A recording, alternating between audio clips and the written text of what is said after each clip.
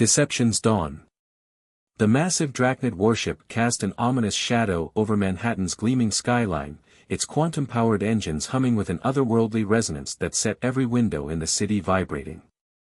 Admiral Cross stood on his command bridge, his iridescent carapace reflecting the soft blue glow of holographic displays as his mandibles twitched with barely contained satisfaction.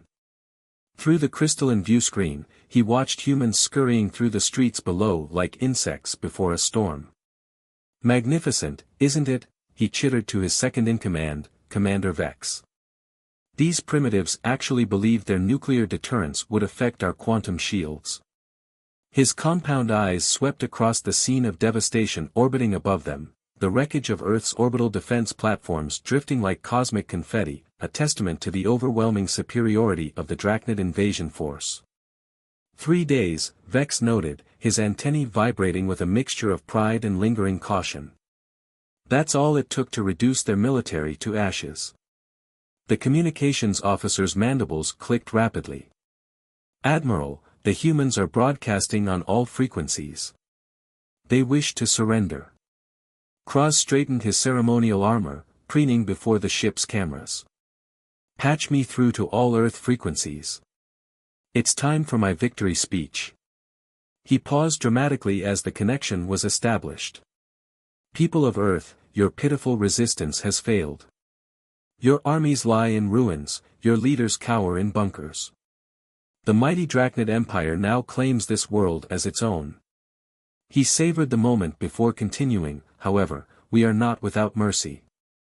Submit to Drachnid rule, and you may yet survive as productive members of our glorious empire. Resist, and, well, we've already demonstrated what happens to those who resist." The silence that followed was deafening until a single transmission cut through. The face that appeared on the view screen belonged to an older human male with silver hair and weathered features. "This is General Robert Martinez of the United Earth Defense Force. On behalf of Earth's remaining military forces, we accept your terms." Krause's mandibles spread in what passed for a drachnid smile. "A wise choice, General. Prepare your leaders for immediate transfer to our ship. We have much to discuss regarding the terms of your integration into our empire." As the transmission ended, Krause turned to his bridge crew. "Send the collection ships. Begin gathering their resources and double the patrol squadrons. Some humans might still harbor foolish thoughts of resistance." Deep beneath the Rocky Mountains, in a facility known as the Nest, General Martinez terminated the transmission. The defeated expression melted from his face as he turned to address the gathered military leaders, his eyes now sharp with calculated intensity. "They bought it," he announced, his voice carrying none of the resignation it had held moments before. "Hook, line, and sinker." Commander Raven Black stood in the dimly lit command center, her fingers dancing across holographic displays as she monitored the alien fleet's movements. The bunker hummed with activity as hundreds of technicians worked at similar stations, their faces illuminated by the soft blue glow of quantum computers. "Status report," she called out, her voice carrying the kind of authority that didn't need volume to command attention. Lieutenant Jack Stone responded from his station, barely containing his grin. "The Drades have taken the bait, Commander. Their ships are spreading out exactly as predicted. They're starting resource collection in all major cities." He chuckled. "And our little presents are already aboard their ships, disguised as legitimate surrender documents and cultural data packages. They're so eager to process Earth's surrender that they're downloading everything without proper security scans." Raven allowed herself a small smile. The alien's arrogance was truly remarkable. "Begin Phase 2, she ordered. "Let's show these overgrown insects why you should never judge a species by its first response to invasion." Captain Diana Rodriguez initiated the activation sequence. "Triggering our dormant code now. Time to wake up our sleeping giants." Throughout the alien fleet, countless seemingly innocent data packets began unpacking themselves.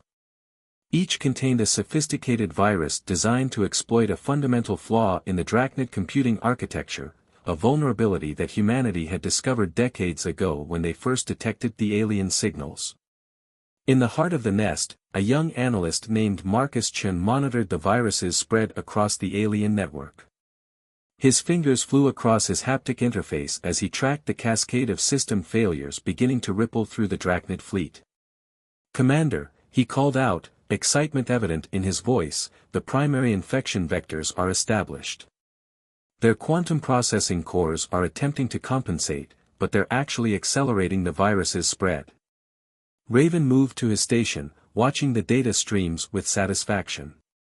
They never considered that quantum computing could be their weakness, she mused. Their entire civilization is built on it, which makes them vulnerable to quantum-based attacks. And they were so convinced of their superiority that they never bothered to develop any conventional computing backup systems. Above New York, aboard the drachnid flagship, Admiral Cross was midway through dictating terms of surrender when his ship's systems began behaving erratically. First, the environmental controls started cycling randomly. Then the quantum shield generators began fluctuating. "What is happening?" he demanded, mandibles clicking in agitation. His chief technician frantically worked at his console. "Unknown, Admiral. Our systems are responding to phantom commands. We're being hacked." "Impossible!" Cross roared. "Human technology is primitive compared to ours." Back in the nest, Raven watched with satisfaction as chaos spread through the alien fleet. "Time for my appearance, I think." She straightened her uniform and stepped before the global broadcast array. Lieutenant Stone cut into their communication channels, all of them. Admiral Cross nearly jumped out of his carapace when every screen on his bridge suddenly displayed the same human face, a female with striking features and an expression that sent chills down his spine. "Greetings, Admiral Cross," Raven said, her voice dripping with false sweetness. "I believe it's time we had a proper introduction. I'm Commander Raven Black of the Earth Cyber Defense Force. You know, that primitive military you thought you defeated?" Cross's mandibles quivered with rage. "What is the meaning of this? You surrendered. Did we?" Raven raised an eyebrow. "Or did we just give you exactly what your ego needed to see? You really should have wondered why Earth, a planet you knew nothing about, seemed to fall so easily." The alien admiral's compound eyes widened as reports flooded in from his fleet. Ships were losing control of their navigation systems. Weapons were powering down. Even life support systems were now running on minimal power. "Impossible," he shrieked.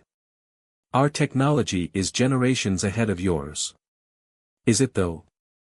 Raven leaned forward, her expression hardening. "While you were busy conquering lesser species, humanity was preparing. We intercepted your signals years ago, studied your technology, found its weaknesses. Did you really think those orbital defense platforms were our best weapons? They were just for show, Admiral. The real battle hasn't even begun." As if on cue, Lieutenant Stone called out, "Phase 2 complete, Commander. All Drade ships are compromised. Their quantum shields are now under our control." The alien commander's response was cut short as every light on his bridge suddenly went dark, leaving only Raven's transmission illuminating the room. Her smile now had an edge sharp enough to cut diamond. "Now then, shall we discuss the real terms of surrender? And this time, Admiral, you might want to pay attention to who's actually doing the surrendering." The first part of humanity's counteroffensive had begun, and the drachnids were about to learn that sometimes, the most dangerous prey is the one that appears to be already defeated. Rising storm. Admiral Cross paced his darkened bridge, his claws clicking against the metal floor as emergency lighting cast an eerie red glow across his agitated crew. "Get our systems back online now." "That won't be possible," Commander Raven's voice echoed through the ship's speakers. "But don't worry, we're maintaining your life support. We're not monsters, after all, unlike some species I could mention." A series of holograms suddenly materialized across the bridge, showing scenes from Earth's history, wars, peace treaties, technological advances, space exploration. You see, Admiral, while you were busy judging us by our current military strength, you forgot to ask a crucial question: how did we advance from stone tools to spaceflight in just a few thousand years? The images shifted to show human achievements in various fields. Your species took 12 generations to reach its current level. We did it in a fraction of that time. Did you never wonder why? In the nest, Lieutenant Stone reported, "Commander, the drachnid fleet's command structure is showing signs of fracturing. 3 destroyer captains have already attempted to contact Earth separately, requesting individual surrender terms." Perfect. Raven's smile was audible in her voice. Time for Phase 3. Captain Rodriguez, initiate the Lazarus Protocol. Across Earth's surface, hidden installations began powering up. Massive hangar doors opened in mountainsides, revealing sleek vessels of clearly human design but incorporating elements of technologies the Drades had never seen before. What is this?" Admiral Cross demanded, watching the launches through his compromised view screens. "This, Admiral, is humanity's real fleet," Raven explained. "While you were watching our decoy orbital platforms fall, our actual defense force was waiting underground, studying your every move. The vessels rising from Earth's hidden bases were unlike anything the drachnids had encountered in their centuries of conquest. Where drachnid ships were angular and insectoid, these human vessels were smooth and predatory, their hulls shimming with an almost organic quality." Commander Vex, still aboard the flagship with Admiral Cross, studied the readings with growing horror. "Sir, these vessels, they're not using quantum technology at all. They're operating on principles our sensors can't even categorize." "Impossible." Cross chittered. "All advanced civilizations follow the quantum path. It's the only way to achieve interstellar travel." "That's your first mistake," Raven's voice cut in. "Assuming there's only one path to the stars. Humanity learned long ago not to put all our eggs in one basket. While you perfected quantum technology, we explored dozens of alternative approaches. The human vessels now rising from Earth demonstrated this philosophy in dramatic fashion. Some wielded gravitational forces as weapons, creating localized singularities that crushed drachnid ships like empty soda cans. Others projected fields that seemed to accelerate time itself around enemy vessels, causing them to age centuries in seconds. In orbit, the disabled drachnid fleet could only watch as their support ships were systematically neutralized by weapons they couldn't even comprehend. Earth's true military force had remained hidden not out of weakness, but because humanity had learned the value of keeping their true capabilities secret. Lieutenant Stone's voice carried a note of awe as he reported, "Commander, the Lazarus fleet is performing beyond projections. Enemy support vessels are being neutralized with minimal collateral damage, and our quantum disruption field is preventing any distress signals from reaching the drachnid homeworld." But even as humanity's counteroffensive unfolded with devastating efficiency, Raven knew this was just the beginning. The drachnids were an empire spanning hundreds of worlds, this fleet was just the tip of their martial might. The real challenge would be preventing reinforcements from arriving while humanity pressed their advantage.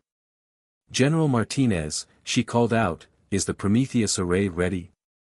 The general's weathered face appeared on a nearby screen.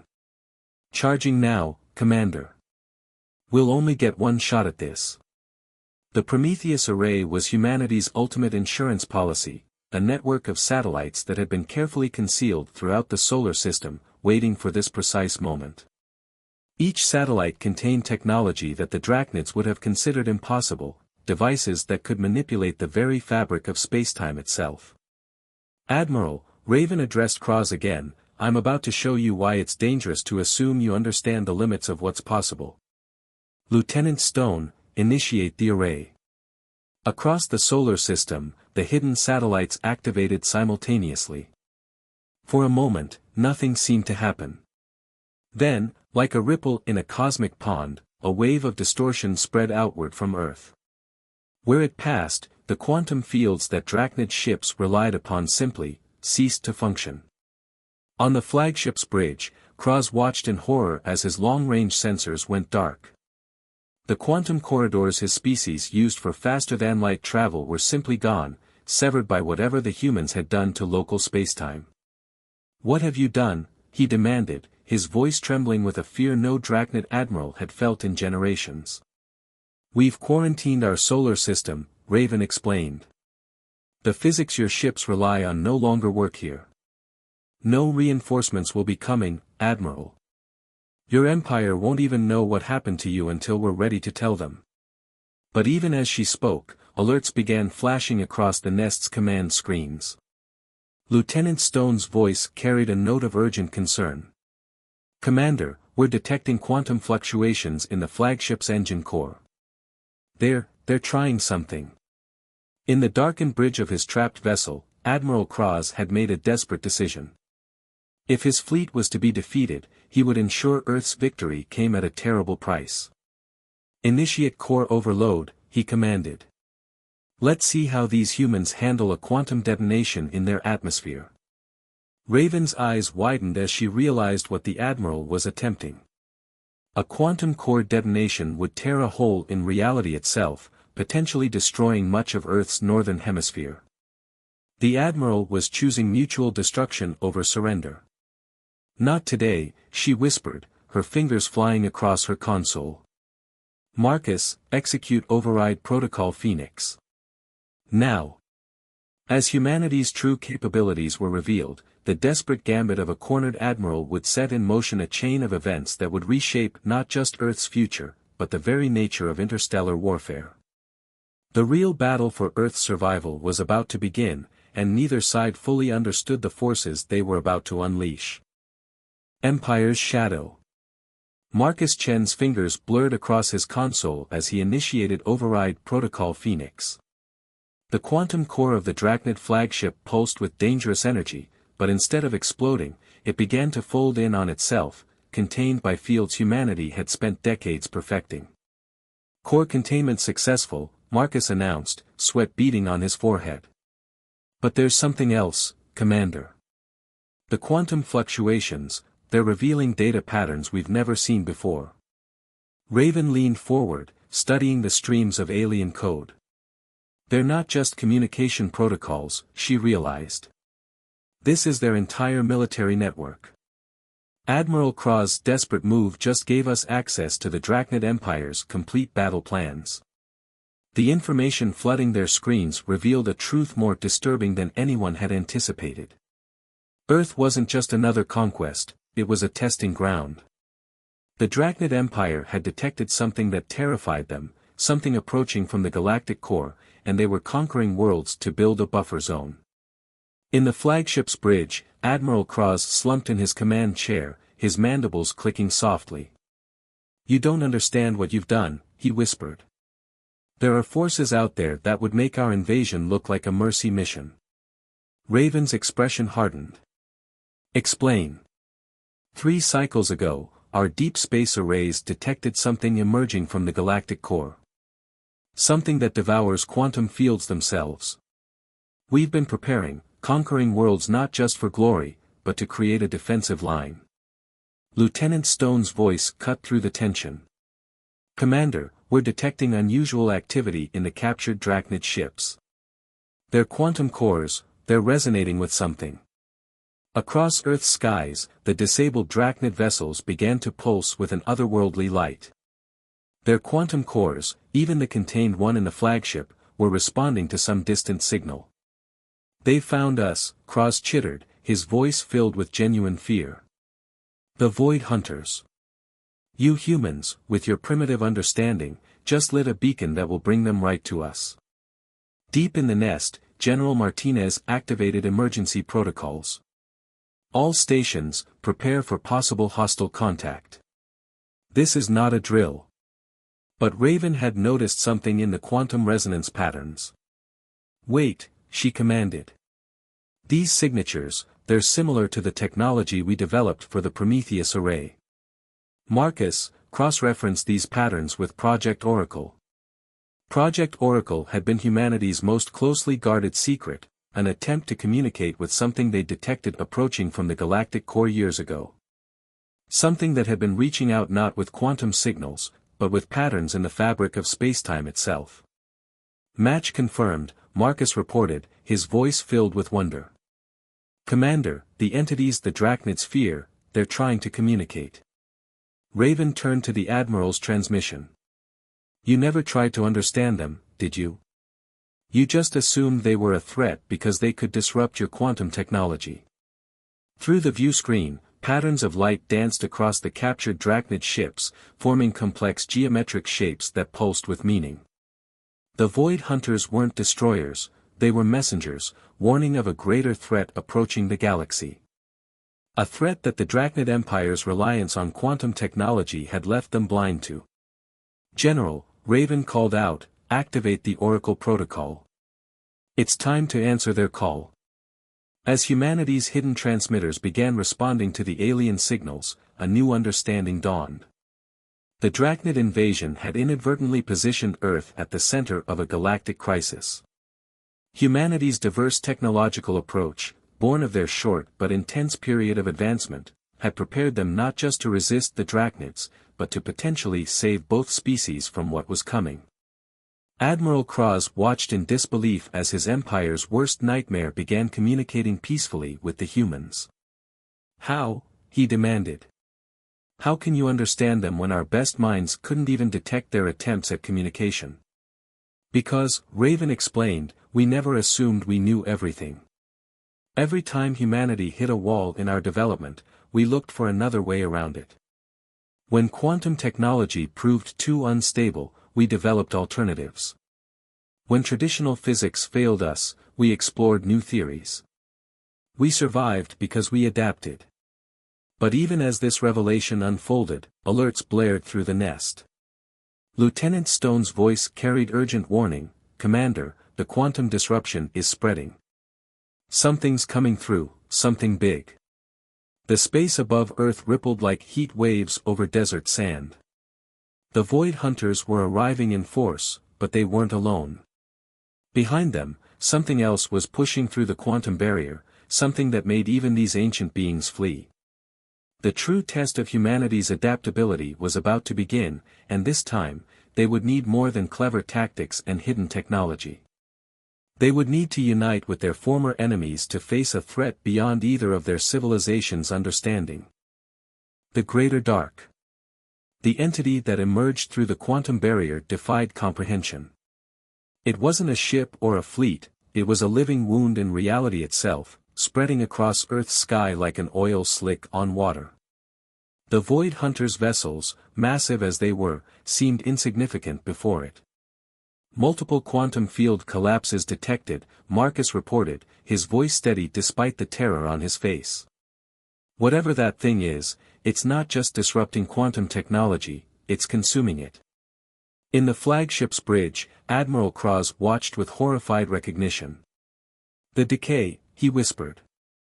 Our legends spoke of it, a force that devours civilizations that rely too heavily on quantum manipulation.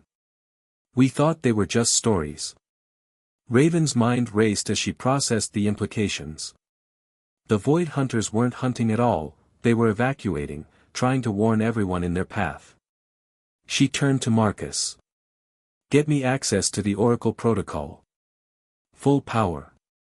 The Nest's quantum processors hummed as they channeled power into humanity's most ambitious communication system. The Oracle Protocol hadn't just been designed to talk with the Void Hunters, it was capable of translating any pattern of spacetime distortion into meaningful data. Through the protocol's interface, the Decay's true nature became clear. It wasn't a natural phenomenon or a weapon, it was the universe's immune system, responding to the damage caused by unchecked quantum manipulation. The Drachnid Empire's extensive use of quantum technology had created tears in the fabric of reality, and now reality itself was trying to seal the wounds. Commander, Lieutenant Stone called out, the Void Hunters are transmitting something, coordinates and technical specifications. They're showing us how to modify the Prometheus array. Raven understood immediately. They're not running anymore, they're making a stand, and they want us to help. She turned to the Admiral's transmission. Your Empire's technology helped cause this. Ours might be able to stop it. Will you help us? Kraz's compound eyes reflected the spreading darkness above. You would trust us? After we tried to conquer your world? Trust isn't the question anymore, Raven replied. Survival is. Your quantum expertise combined with our alternative technologies might be the only thing that can stop the decay. The next hours were a blur of desperate activity. Human engineers worked alongside drachnid technicians, combining their knowledge in ways neither species had imagined possible. The Void Hunters provided the framework, humanity provided the innovative approaches, and the drachnids provided the deep understanding of quantum mechanics needed to make it all work. They modified the Prometheus array, transforming it from a defensive system into something new. Instead of simply disrupting quantum fields, it could now redirect their energy, creating a containment barrier around the decay. The barrier won't hold it forever, Marcus warned, studying the simulations. But it might give us time to develop a permanent solution. But as they worked, the decay grew stronger. Each quantum field it consumed added to its power. Cities around the world went dark as the entity's influence spread, disrupting not just military technology but civilian systems as well. Ready for Attempt 1, Lieutenant Stone announced. The modified Prometheus array hummed to life, its satellites aligning into a new configuration. Energy beams connected them, forming a web of light around the Earth. The Void Hunters' vessels moved into position, their ancient technology harmonizing with the human-drachnid hybrid system. For a moment, it seemed to be working, the decay's spread slowed, contained by the combined effort of 3 civilizations. Then everything went wrong. The decay responded, not by fighting against the containment, but by adapting to it. It began to transform, developing patterns that mimicked the very technologies being used against it. The barrier wasn't just failing, it was being turned into a weapon. It's learning, Raven realized with horror. Every technology we use against it just makes it stronger. In that moment of crisis, Marcus made a connection that would change everything. Commander, he called out, his voice excited despite the dire situation, look at these patterns. The decay isn't just consuming quantum energy, it's trying to restore balance. What if we're fighting it the wrong way? As the darkness spread and hope seemed lost, humanity's greatest strength, the ability to think differently, would be tested like never before. The solution wouldn't be found in technology or weapons, but in understanding the fundamental nature of reality itself.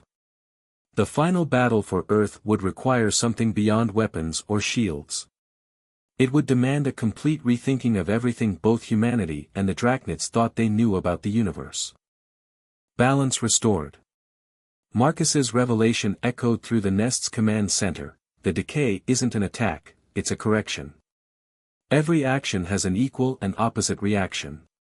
The universe is trying to balance itself. Raven understood immediately. We've been fighting force with force, when we should have been seeking harmony. She turned to Admiral Kraz. Your empire's quantum technology created tears in reality. We need to help heal them, not fight the healing process. The Admiral's mandibles clicked thoughtfully. But how? Our entire civilization depends on quantum manipulation. Not ours, Raven replied.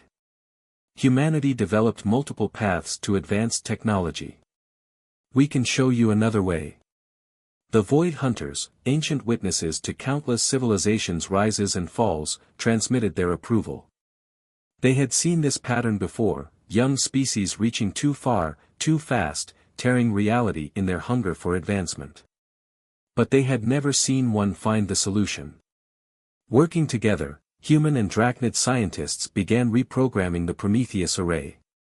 Instead of creating barriers, they turned it into a restoration network. The array would identify tears in spacetime and gently repair them, using humanity's alternative technologies to stabilize the regions where quantum manipulation had done the most damage. It's working, Marcus reported, watching the data streams. The decay is responding to the repairs. It's changing. Above Earth, the dark entity began to transform. As each tier was healed, portions of the decay became translucent, revealing the healthy fabric of space behind it. The universe's immune response was standing down as the wound it had come to heal began to close.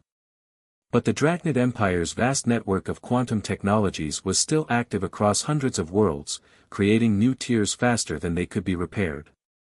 Admiral Kraz made a decision that would reshape his civilization. "I'm transmitting the shutdown codes for our entire quantum network," he announced. "Our empire will have to learn new ways, as your species did." The effect was immediate. As quantum cores powered down across Drachnid space, the pressure on reality's fabric began to ease. The Decay's presence faded, leaving behind a changed but stable region of space. In the nest, Raven addressed the combined forces of 3 civilizations. "This isn't just an ending, it's a beginning. Humanity will share our alternative technologies with the Drachnid Empire. The Void Hunters will teach us both about the deeper patterns of reality. Together, we'll find a sustainable path to the stars." The Void Hunters' final transmission carried images of distant galaxies, showing other regions where reality had been strained by aggressive technological advancement. Earth's solution would be needed again. Admiral Kraz, standing among the humans who had defeated and then saved his people, spoke with newfound humility. "We came to conquer Earth because we thought we were superior. Instead, we found teachers. The Drachnid Empire will remember this lesson." Months later, as the last traces of the decay faded from Earth's skies, Raven stood with Marcus in the nest's observation dome. The first joint human Drachnid research vessels were launching, their hybrid technologies representing a new era of exploration. "You know," Marcus mused, "when they first appeared over New York, everyone thought it was the end of humanity. Instead, it was just the end of our isolation." Raven smiled, watching the ships rise into the sunset. "The greatest victories don't come from dominating others, but from learning to grow together. The Drachnids thought they were coming to give us a lesson in power. Instead, they learned something far more valuable." "What's that?" Marcus asked. "That the universe has room for many paths, many approaches, many truths. But only if we're willing to learn from each other." Above them, the stars beckoned, not as conquests to be won, but as mysteries to be explored by a new alliance of civilizations. The false victory of invasion had given way to something far greater, the true victory of understanding. And somewhere in the galactic core, the force they had called the Decay continued its eternal watch, ready to maintain balance when needed, but content for now that at least one small corner of the cosmos had learned to keep its own balance. The end.